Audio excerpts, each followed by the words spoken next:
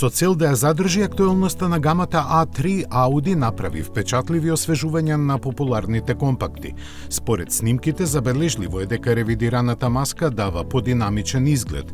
Пошироката и порамна решетка надополнета со два остри доводи за воздух и преден сплитер оставаат впечаток дека обновените модели изгледаат пониски. Дизајнерите на задниот дел беа инспирирани од моделите RS на марката и додадоа нов браник и дифузер. Кросоверот All Street е 3 см поодвоен од подлогата и има посебни детали на дизајнот кои му даваат погруб изглед. Стандардната опрема е значително проширена. Покрај мултифункционалниот кожен волен со 3 краци, стандардни се и автоматската контрола на климата, пакетот за амбиентално осветлување и предниот централен потпирач за рака. Промени има и во дизајнот на рачката на менувачот и отворите за воздух, како и нови текстилни украсни вложки. Централната конзола е редизајнирана, а виртуелната пилотска кабина и опцијата за индуктивно полнење на паметниот телефон сега се исто така стандардни. До популарните апликации може да се пристапи директно преку екранот на допир.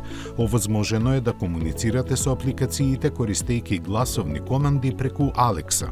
Сите модели имаат 10,1 инчен инфозабавен дисплеј и 4 USB-C порти за полнење.